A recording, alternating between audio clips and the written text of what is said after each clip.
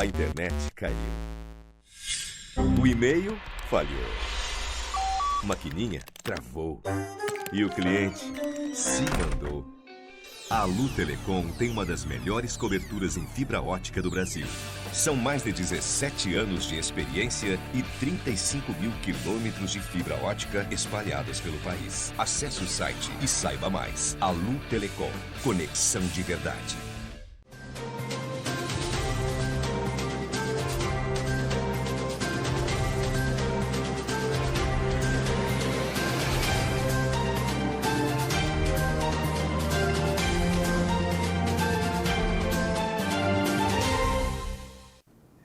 Olá, muito boa noite para você, seja muito bem-vindo, seja muito bem-vinda. Está começando mais uma edição do Jornal do Acta, especial de sexta-feira. E como você já sabe, sexta é um dia mais leve, mais sossegadinho aqui no nosso jornal, para você terminar a semana relaxado.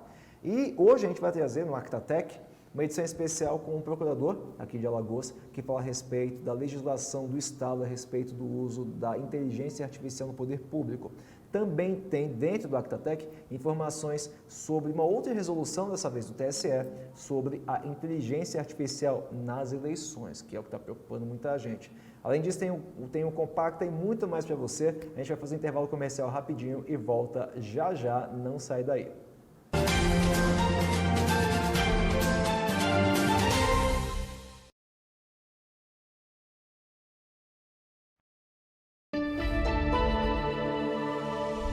Dentro dos compromissos da Braskem com Maceió e seus moradores está um conjunto de ações para melhorar a mobilidade urbana. Um trecho de 2,2 quilômetros de extensão na Durval de Góes Monteiro, sentido centro-aeroporto, agora tem uma nova via lateral, calçadas acessíveis com piso tátil e nova rede elétrica e de iluminação, com 59 postes equipados com lâmpadas de LED. O sentido contrário, aeroporto centro, segue em obras que devem ser concluídas até maio. No total, serão 6 quilômetros de novas vias na avenida, além de um moderno sistema de semáforos inteligentes. Acompanhe todas as ações e programas que a Braskem vem realizando em braskem.com.br/compromissos Maceió, porque manter você informado também é um dos nossos compromissos.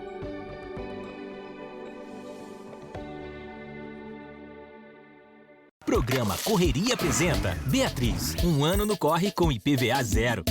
Aqui é correria. Começa o dia aqui logo cedo. Já chegou aqui uma mensagem. Bora pro corre. Esse IPVA gratuito ajuda muito. A gente que tá na correria todos os dias. Programa Correria é top. Bora não, vamos nessa, correria. Sou correria, agradeço, tamo junto, é zero IPVA. Um ano de Programa Correria. É promessa cumprida do Governo de Alagoas. Governo de Alagoas. Trabalho e coração.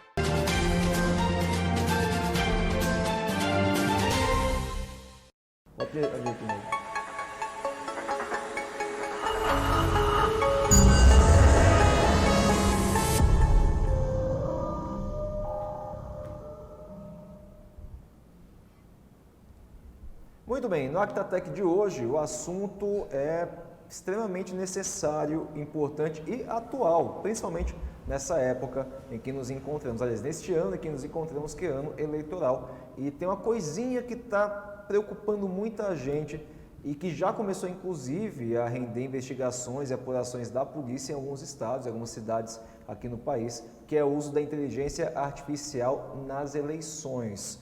Isso tem tirado o sono de muita gente, porque a gente já viu o que a IA é capaz de fazer.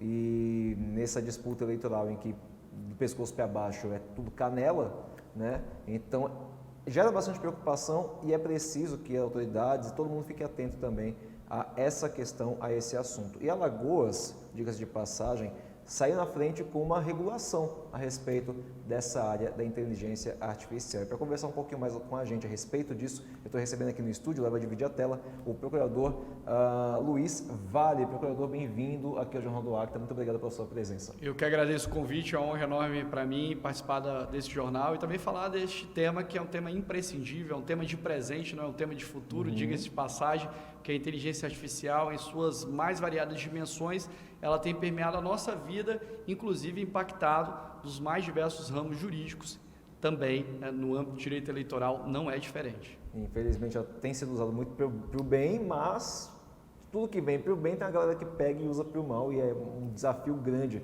que a gente vem enfrentando. Mas a gente está vendo, né, que a Alagoas, ela, como eu comentei agora há pouco, partiu na frente, deu o primeiro passo na regulação dessa área, que tem até a Lei 9095/23, que regulamenta a inteligência artificial na administração pública. Você pode explicar um pouquinho melhor para a gente a respeito disso? Lógico, com certeza, né? Essa lei é uma lei pioneira, é uma lei de vanguarda, a Lei 9095 de 2023 do Estado de Alagoas. O objetivo é regular o uso da inteligência artificial na administração pública, como você bem destacou. É uma lei que não encontra precedentes a nível nacional. Inclusive, nós estamos discutindo no Congresso Nacional o PL 2338, que tem por objetivo regular o uso da IA no âmbito geral. E nós já temos uma lei alagoana que regula o uso da IA na administração pública.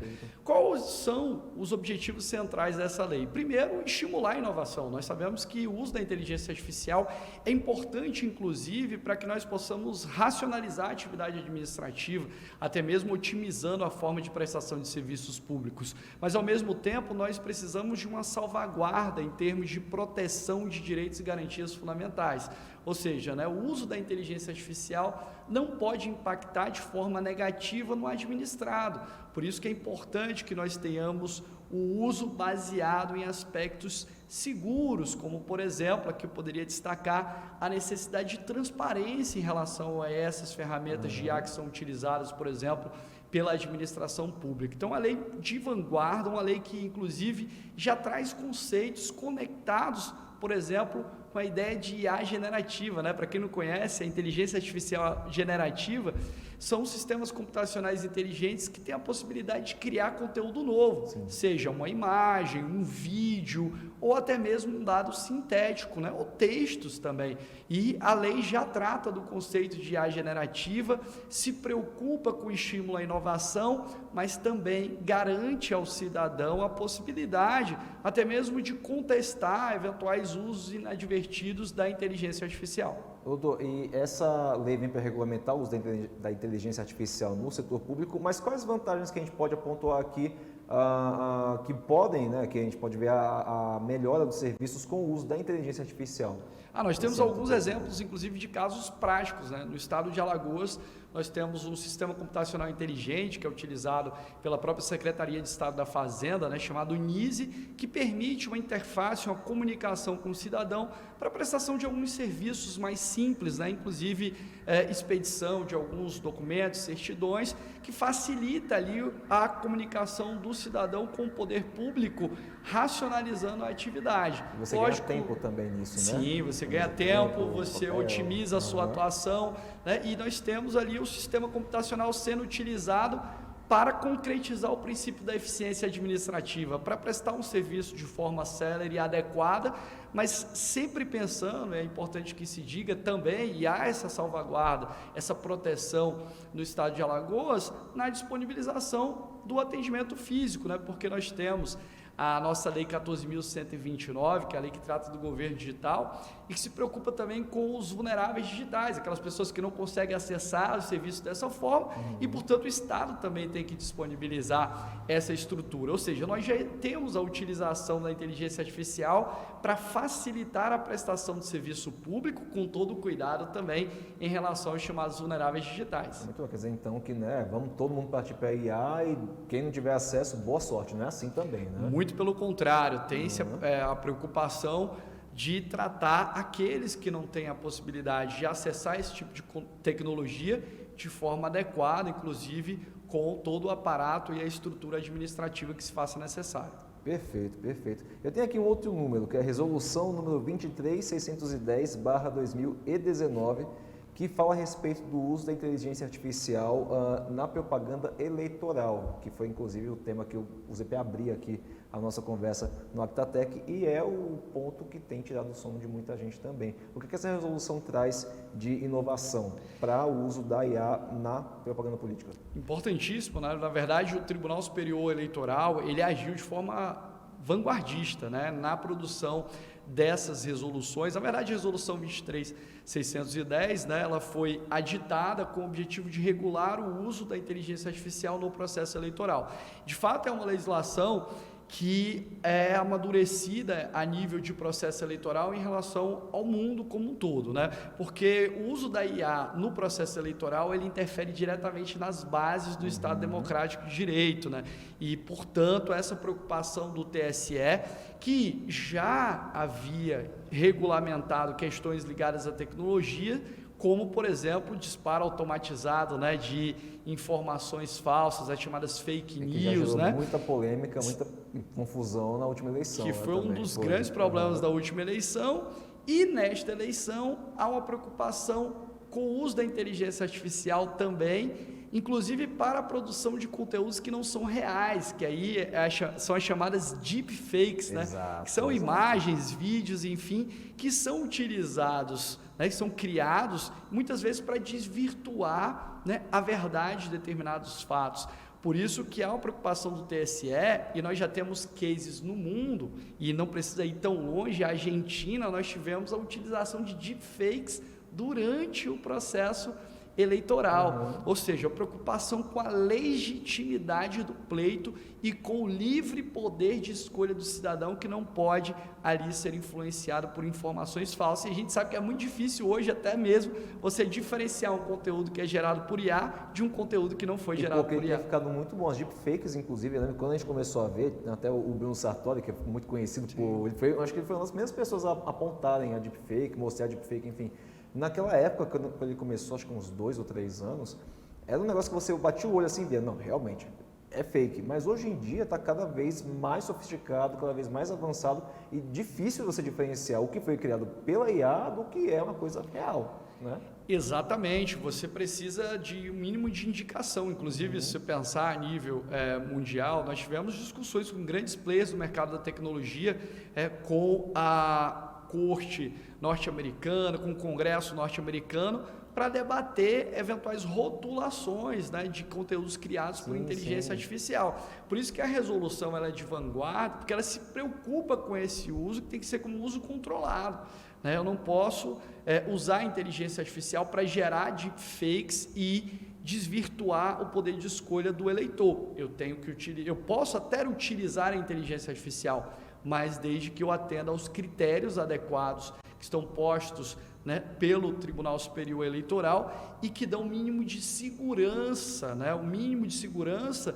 em relação, né, a toda a sistemática, inclusive, de publicidade eleitoral. E que critérios são esses? Tem que ter um aviso? Esse conteúdo foi feito a partir de inteligência artificial, uma coisa assim? Ponto importante, né? Eu não posso utilizar a inteligência artificial para distorcer situações, ou seja, criar as chamadas deepfakes, né, uma imagem que não existe. Imagine aí, né, que nós temos conteúdo veiculado na internet, alguém pegou vários vídeos de um determinado candidato, processou esses dados e conseguiu alterar o discurso daquele candidato, por exemplo, para inserir um discurso de ódio, um hate speech, né? Ou seja, isso pode impactar diretamente no processo eleitoral, gerar ali diretamente um desvirtuamento do eleitor.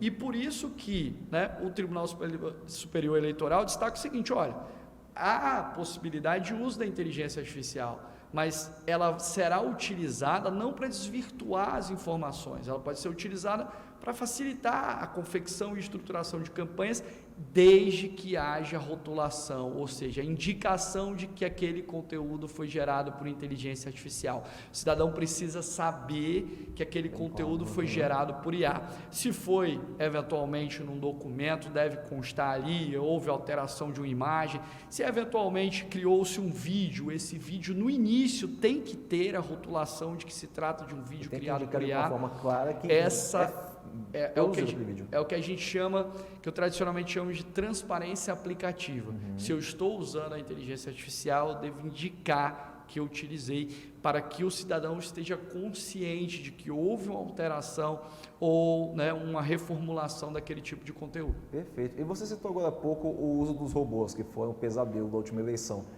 Há alguma regulação com relação a isso? Ou a resolução também fala a respeito dos robôs? Eles estão proibidos ou pode usar, mas com moderação. Na verdade, eu não posso usar sistemas computacionais, quaisquer que sejam, para disparar informações que sejam falsas, né? Inclusive, isso pode gerar penalizações para o candidato, inclusive em relação ao próprio registro de candidatura ou à cassação do mandato. Isso não é possível, eu não posso utilizar sistemas computacionais, né, ou os robôs, para disparar informações que são equivocadas, falsas. Isso a própria resolução veda, né? O uso da inteligência artificial também não pode servir, muitas vezes, como uma medida para perfilhar o eleitor e criar ali publicidades, né, eleitorais direcionadas para customizar. Se esse eleitor ele tem um perfil mais conservador, então eu vou enviar essa mensagem. Se ele for um pouco mais liberal, eu envio essa mensagem. Isso influencia, né, no poder de escolha. Também não posso, né, simplesmente usar sistemas computacionais para mapear muitas vezes o comportamento daquele eleitor, justamente para ter uma customização, né, um perfilhamento da minha publicidade. Mas posso utilizar, né, alguns sistemas computacionais para contribuir com o aperfeiçoamento de algumas, né, campanhas que eu posso gerar, mas desde que isso seja feito de forma muito transparente. O principal objetivo da resolução é conter o uso inadequado, inclusive em relação a informações ou a conteúdos que sejam falsos. Perfeito, isso é importantíssimo, inclusive, né? E um outro ponto também que eu queria trazer aqui para a nossa conversa é uma coisa que a gente vê muito com deepfake, mas de brincadeira na internet, que é a simulação de diálogo entre pessoas, uma conversa entre alguém vivo e alguém morto, ou um dueto, como aconteceu com a Maria Rita e a mãe dela. Isso é permitido? É possível isso? Não, na verdade, eu não posso utilizar a inteligência artificial, por exemplo, para simular um diálogo entre o possível candidato e o eleitor, né? Como se o candidato estivesse entrando em contato com o eleitor diretamente. Há uma vedação expressa na resolução, justamente com o objetivo de não criar uma situação inverídica e influenciar ali o próprio eleitor. E a gente sabe, né, que existem os mais variados graus de letramento tecnológico. Então, existem pessoas que não têm, não conhecem, né, todo o aparato tecnológico, inclusive inteligência artificial e IA generativa, e podem acreditar que estão dialogando com o candidato. Então, há uma vedação expressa a esse tipo de uso, justamente para que nós não tenhamos esse desvirtuamento do poder de escolha livre do cidadão. Porque você vai enganar a pessoa para ela votar em alguém, ou deixar de votar em alguém, né? Aí o jogo eleitoral não funciona assim, né? Que nem num caso como esse, ganha quem tiver mais dinheiro para comprar mais, né, poder de máquina, ou poder pagar mais propaganda nas redes sociais, enfim. Você desnivela, assim que chama, né? O desnível competitivo entre os candidatos, sim. Agora me diga uma coisa, a gente está falando aqui das campanhas, da responsabilidade das campanhas, né, com o uso da inteligência artificial, para que não cometam crimes, enfim. Mas e as Big Techs? A gente sabe que elas têm uma grande parte nesse processo de desinformação, nesse processo de demorar muito, fazer corpo mole para tirar conteúdo falso da internet, para cumprir decisão judicial. A resolução contempla também as Big Techs, qual é o papel delas nisso? Interessante também, né? Porque inclusive nós estamos discutindo o papel de regulação, né? Porque quando a gente fala em Big Techs, eu estou falando de grandes players que detêm um imenso volume informacional e têm o poder, inclusive, de influenciar determinados cidadãos, né? Dentro da gestão informacional que se faz muitas vezes através de processamento por mecanismos de inteligência artificial. Então, a resolução, ela até gerou uma certa divergência, um questionamento, principalmente pelo fato de ter regulado a responsabilidade desses grandes players, principalmente em relação à subtração de conteúdos falsos que tenham sido gerados, inclusive por inteligência artificial, né? Há uma responsabilidade solidária para que essas Big Techs retirem esses conteúdos, os termos lá no artigo 9º, das suas plataformas, se eventualmente eles são conteúdos falsos. Há uma discussão por conta do Marco Civil da Internet. O Marco Civil da Internet, a priori, no artigo 18, ele não estabelece uma responsabilidade direta desses gestores de plataformas pelo conteúdo que eventualmente tenha sido ali produzido por terceiros. Isso dependeria, eventualmente, de uma determinação judicial que ali apontasse a necessidade de retirada. Se eventualmente, né, aquele player não cumprir, aí sim eu o responsabilizaria. Mas a resolução ela avança, porque ela estabelece uma responsabilidade também desses grandes players, dessas big techs, né, desses grandes partícipes aí da nossa sociedade plataformizada, em relação à necessidade de eles retirarem o conteúdo, né, para a sua responsabilização civil administrativa. Então é um ponto que a própria resolução ela acaba destoando do Marco Civil da internet, para alguns trouxe entraves, né, talvez até certos doutrinadores apontando que ali nós teríamos um desvirtuamento, uma extrapolação, mas que na verdade o objetivo da resolução é justamente tratar essa questão de forma mais séria, principalmente evitando que nós tenhamos aí o uso inadvertido dessas informações. E você citou conteúdos, assim, enquanto falava a respeito do papel das Big Techs, mas que tipo de conteúdo a gente está falando que elas, por exemplo, seriam obrigadas a retirar do ar imediatamente? Imaginemos aqui que nós tenhamos a produção de um vídeo com IA generativa. Sim. Certo? E esse vídeo é um vídeo falso,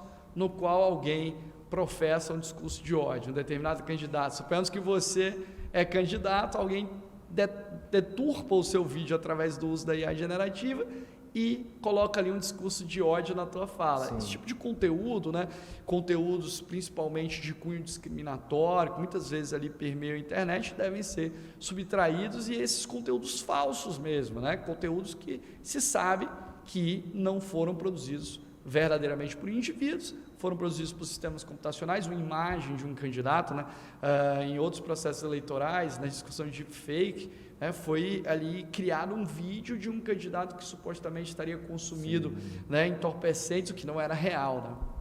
Então esse tipo de conteúdo não pode subsistir, né, nessas plataformas, e elas também têm responsabilidade solidária pela sua subtração, quando esses conteúdos ali foram gerados por IA e não representam a realidade. Aí nesse caso o conteúdo deveria ser excluído já a partir de uma decisão judicial, ou sabendo que há uma denúncia a respeito desse conteúdo, já tem que tirar do ar? Aí não necessariamente, ou seja, esse é o grande ponto, né, a discussão do Marco Civil da internet e da resolução, porque a resolução, a princípio, estabelece que esses players têm que retirar o conteúdo à medida que eles forem verificados, independentemente de nós termos uma determinação judicial específica para aquilo, ou seja, devem fazer uma curadoria. Uma agência de verificação. E podem ser, inclusive, penalizados, responsabilizados. Importantíssimo, isso é importantíssimo, né? A última eleição foi um inferno, isso de conteúdo falso correndo para lá e para cá. Aí acho que o Telegram foi muito isso. Sim, pedia para tirar do ar o Telegram, me dava amassada, não ouvi. Já não tem representante no Brasil, calma. Agora não, vai ter que tirar do ar. Tem que tirar do ar. Sabendo que é falso, tem que sair. E isso é muito importante, porque quanto mais... É aquele negócio, conteúdo falso tem uma capacidade de se espalhar muito mais rápido do que a correção. Que gera mais engajamento, Exatamente. né? Exatamente. Então os algoritmos funcionam de uma forma a prestigiar o engajamento. Exatamente. Então, acaba que, de fato, se o conteúdo não é real, ali ele gera um certo engajamento, e isso para as plataformas, para as big techs é interessante, porque engajamento significa retorno financeiro. Exatamente. Né? E esse é o ponto. Elas estão ganhando com notícia falsa, no fim das contas. Né? Agora, doutor, e com relação aos conteúdos que infelizmente têm se tornado muito comuns ultimamente, conteúdo nazista, conteúdo racista, antidemocrático, de incentivo à violência, a resolução também trata disso? Sim. Esses conteúdos eles não podem, né, naturalmente ser produzidos, deve existir uma curadoria em relação a esse tipo de conteúdo para subtraí-los, inclusive, né, das plataformas, porque são conteúdos que afrontam direitos e garantias fundamentais. Deve-se ter, né, o necessário cuidado para a subtração desse tipo de conteúdo, porque eles fazem, por exemplo, imagine um determinado conteúdo que produz ali um certo racismo e discriminação em relação a grupos vulnerabilizados. Esse conteúdo tem que ser subtraído, né? Inclusive, a produção desses conteúdos pode gerar responsabilização a nível criminal, né? Portanto, há essa preocupação de, no processo eleitoral, também se ter uma contenção de qualquer tipo de conteúdo que possa gerar vieses discriminatórios. Enfim, nós temos, e trabalhando todos os tipos de discriminação, inclusive a discriminação indireta, né? Nós tivemos recentemente, em janeiro de 2022, a incorporação do direito brasileiro da Convenção Interamericana contra o Racismo e a Discriminação de qualquer modo, né? Através do Decreto 10.932, e ali, né, trata-se não só da discriminação direta, mas também da discriminação indireta, para evitar qualquer tipo de prejuízo a grupos específicos. Perfeito. E nesse caso aí, nesses tantos casos que a gente tem trazido, que a gente está conversando aqui de conteúdo falso, conteúdo de ódio, enfim, A gente sabe que vai contar com a denúncia dos internautas que presenciaram, que flagraram esse tipo de conteúdo, vai ter denúncia. A gente vai ter o judiciário em cima também nessa época das eleições, mas as próprias Big Techs, a gente falando da Meta, do Google, das empresas responsáveis pelas redes sociais, elas também têm papel, têm obrigação de moderar esses conteúdos, ou a gente está entrando num campo meio complicado? Veja, né? Nós temos inclusive discussões de projetos legislativos que têm por objetivo regular as Big Techs, mas elas têm sim um papel fundamental, até a nível da própria resolução, como nós destacamos, de subtrair esse tipo de conteúdo de suas plataformas e ter uma postura não reativa, mas uma postura proativa, sob pena de eventual responsabilização nos termos da resolução do TSE. Então sim, elas precisam ter ou exercer uma curadoria desse conteúdo para subtraí-los de suas plataformas, justamente para não gerar qualquer tipo de responsabilização, como estabelece a resolução. Então, é uma preocupação muito grande, né, com a legitimidade do processo eleitoral, com a sua lisura e com a não interferência, né, como acontece em alguns casos, inclusive, como nós destacamos anteriormente, em relação ao favorecimento e engajamento de conteúdos que não são reais e que acabam ganhando uma certa capilaridade, né? E essa capilaridade interfere no processo eleitoral, ainda mais quando nós estamos falando de deepfakes, que aqui, independentemente de letramento digital, né, talvez eu ou você não conseguiríamos distinguir um conteúdo produzido por um IA, né? Poderia passar imagine que alguém utilize esse meu vídeo aqui, né, para treinar um sistema computacional, alterar o meu discurso e colocar um discurso de ódio, né, um discurso discriminatório. Se alguma pessoa, talvez, né, assistir a esse vídeo, não vai conseguir diferenciar se é um vídeo real ou não. Então, é uma preocupação muito grande, né? Eu digo, inclusive, nos meus escritos, que a gente praticamente vive uma era de pós-verdade, né? Ou seja, nós temos aí aquela máxima que nós tínhamos, eu preciso ver para crer, hoje ela não é real, né? Porque mesmo vendo eu não consigo ali diferenciar se é verdadeiro ou não. Exatamente, cada vez mais difícil, inclusive.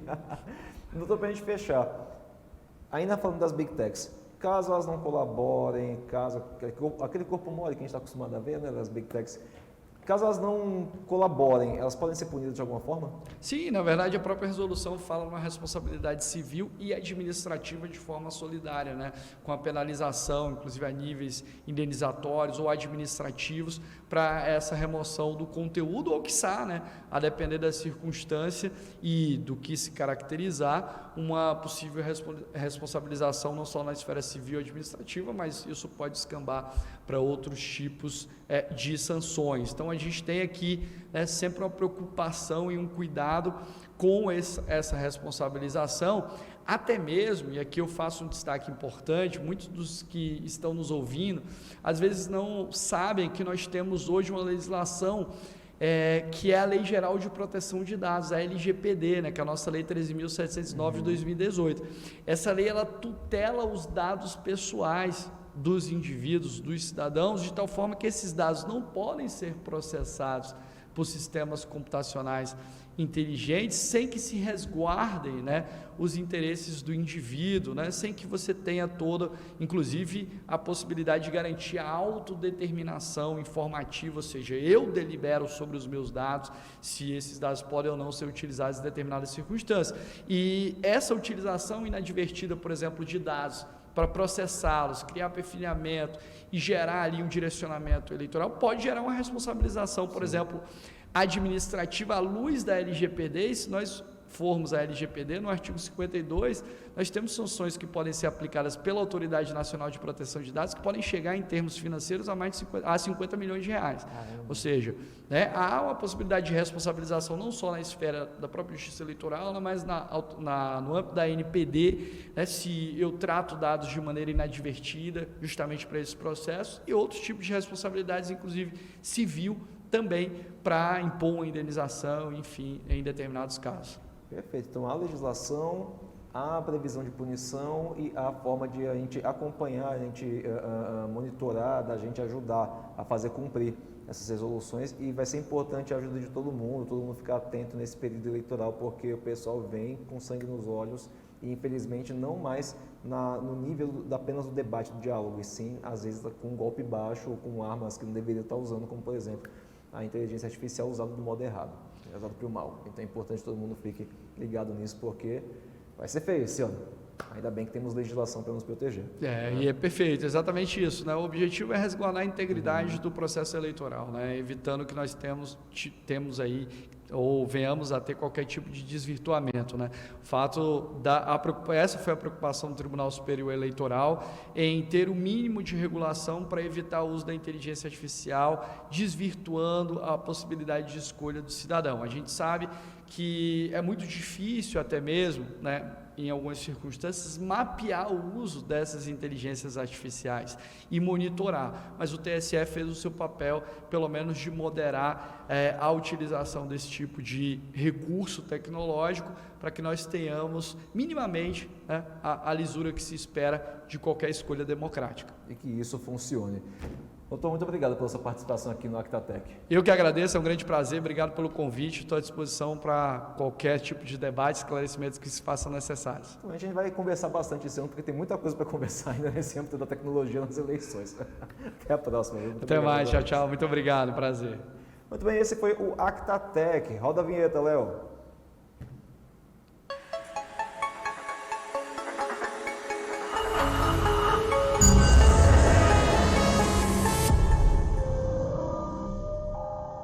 Muito bom, então, informações importantes no Actatec, e eu vou reforçar o que a gente conversou agora há pouco com o procurador, é que você fique atento. Nesse período de eleição, vai ter muita informação falsa, vai ter uso de inteligência artificial, então a gente tem que ficar ligado, porque às vezes as big techs não estão nem aí, estão fazendo dinheiro, então é o que importa, né? Agora vamos com o Alberto Lima, com o resuminho das notícias da manhã dessa sexta-feira no Compacta. Falando de uma notícia muito triste e lamentável, é que a Polícia Civil, por meio do Núcleo de Investigação Especial, coordenada pelo delegado Sidney Tenório, prendeu ontem o idoso de 76 anos de idade em São José da Laje, interior de Alagoas, acusado de estupro de vulnerável contra sua neta, de apenas 3 anos de idade. Segundo o delegado Sidney Tenório, responsável pelo caso, diante da análise que foi feita, o crime é datado de 2009 e foi presidido pela delegada Bárbara Arraes. Constatou que a mãe da criança, que é filha de criação do idoso, também teria sofrido abusos sexuais por parte dele. Mas, apesar de ter comunicado os fatos para a família na época, ninguém acreditou da família de que aquilo era verdade. Em 2009, ocorreram os abusos contra a neta e que foi constatado pelo Ministério Público que o acusado pegou a criança e levou para sua casa e sozinho com ela, depois de ter ingerido bebidas alcoólicas, resolveu dar banho na menor, momento em que passou a abusar sexualmente dela. De acordo com as informações do caso, o fato foi descoberto por familiares, pois a menor apresentava lesões no seu corpo e também reclamava de dores e decidiram acionar a polícia. Após isso, o idoso tentou fugir, mas foi preso e autuado em flagrante pela Polícia Civil, permanecendo cerca de 1 mês na custódia até ser posto em liberdade pela Justiça. Ele saiu do radar, sumiu, desapareceu das autoridades, não sendo mais localizado por cerca de 15 anos, até que foi reencontrado agora. O processo estava suspenso, aguardando a captura do foragido. Aí você pensa, acabou a história aí? Acabou não. Esse mesmo idoso, durante esse período de investigação, a polícia descobriu que ele é natural de São José da Laje e teria praticado outro crime hediondo no ano de 2000, naquele mesmo município. Ele assassinou um jovem a facadas, acreditando que estava sendo traído em um relacionamento amoroso e depois fugindo para São José da Laje e indo se esconder em Maceió. Ele foi capturado, chegou a ser preso pela prática do homicídio, mas foi absolvido do processo judicial via decisão de júri popular. Policiais civis da Diretoria de Inteligência Policial de Impol, coordenados pelo delegado Thales Araújo, prenderam ontem, quinta-feira, dia 21, um homem de 58 anos de idade acusado de cometer o crime de feminicídio. A prisão ocorreu no povoado Gandu, na cidade de Poço das Trincheiras, Sertão de Alagoas. O mandado foi expedido pela comarca de São José da Tapera. O crime aconteceu no ano de 2019, no sítio Alto do Couro, zona rural de Senador Rui Palmeira, onde o acusado tirou a vida de sua então esposa, Quitéria dos Santos, de 39 anos, por meio de pauladas. Segundo informações do caso, o crime ocorreu na presença do filho do casal, uma criança de apenas 7 anos de idade, que foi testemunha ocular da tragédia e confirmou que seu pai foi o responsável pela morte da mãe. A prisão do acusado aconteceu no Sertão de Alagoas e ele foi encaminhado para o Centro Integrado de Segurança Pública daquele município. E agora, minha gente, vamos dar uma olhadinha em mais uma edição especial do Acta Animal, com o nosso mural de adoções, os bichinhos que estão sendo procurados pelos seus tutores e também os vídeos engraçados que estão encantando a internet, que a gente gosta muito de assistir. Roda aí lá.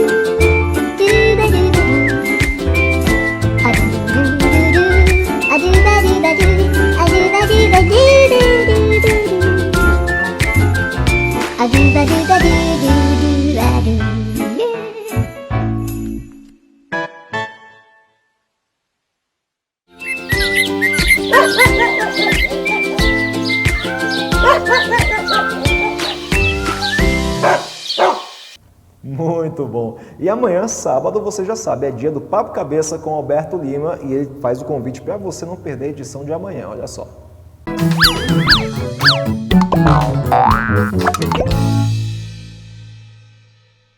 Convidando você para a partir das 11 horas da manhã deste sábado assistir mais uma edição do nosso Papo Cabeça aqui da Academia de Polícia Militar do Estado de Alagoas, e o nosso assunto é com o Tenente Coronel Alberto, e ele vai falar da 30ª edição da Corrida Tiradentes. Eu espero você.